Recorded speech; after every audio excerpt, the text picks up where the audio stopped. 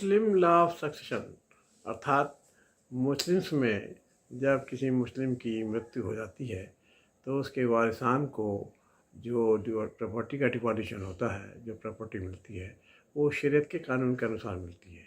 इसके लिए कोई पार्लियामेंट का अलग से कानून नहीं बना हुआ है, जबकि हिंदूज़ में अलग बात है। हिंदूज़ में पार्लियामेंट के द्वारा कानून बने हुए हैं। इसीलिए हिंदू लॉ के सक्सेशन में और मुस्लिम लॉ के सक्सेशन में बहुत बड़ा फ़र्क है। आज हम मुस्लिम लॉ के इस सक्सेशन के बारे में कुछ इम्पोर्टेंट बात करने जा रहे हैं। नमस्कार, मैं हूँ मयंक अग्रवाल, सिविल लॉयर।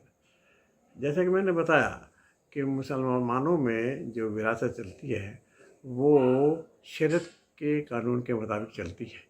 शरीयत के मुताबिक शेयर्स के, एयर्स के या उनके वारिसान के हिस्से एक तरह से निश्चित कर दिए गए हैं।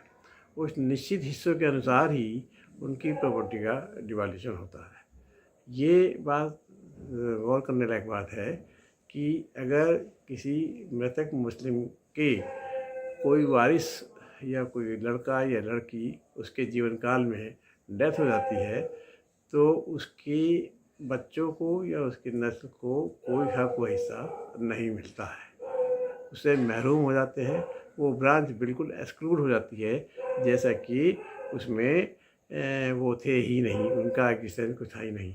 मुस्लिम लॉ का, शरीयत का कानून का अहम क्वेश्चन यही है कि डेथ के वक्त जो भी वारिस, जो भी पुत्र, जो भी लड़की, जो भी एयर मौजूद है उसी को हक मिलेगा, किसी और को हक नहीं मिलेगा।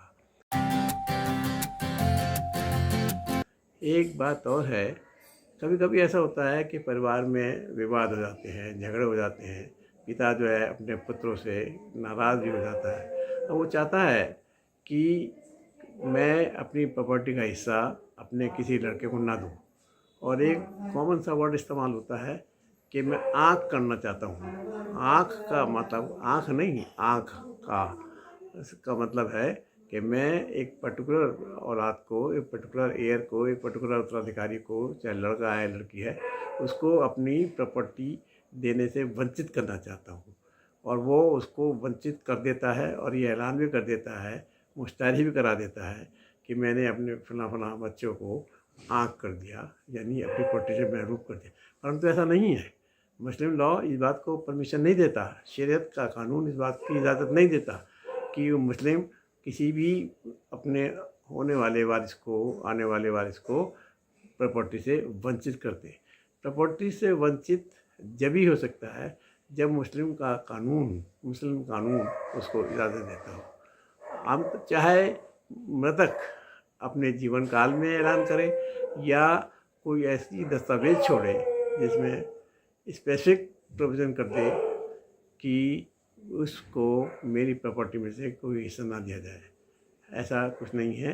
इसका सीधा मतलब ये है कि मृतक की मृत्यु पर जो भी वारिस मौजूद है वो संपत्ति उन्हीं में डिस्ट्रीब्यूट होगी और वो संपत्ति शरीयत कानून के मुताबिक होगी। ऐसा नहीं है कि किसी एयर को, किसी वारिस को, किसी लीगल रिप्रेजेंटेटिव को वो आँख कर दे, डिप्राइव कर दे, वंचित कर दे, महरूम कर दे कि ये प्रॉपर्टी उसको नहीं मिलेगी। एक ही शर्त है कि अगर वह बच्चा या लड़की या लड़का या और वारिस उसके सामने मर जाता है तो उसकी औलाद को, उसकी संतान को या उससे संबंधित किसी को भी वो प्रॉपर्टी नहीं मिलेगी। Thank you very much.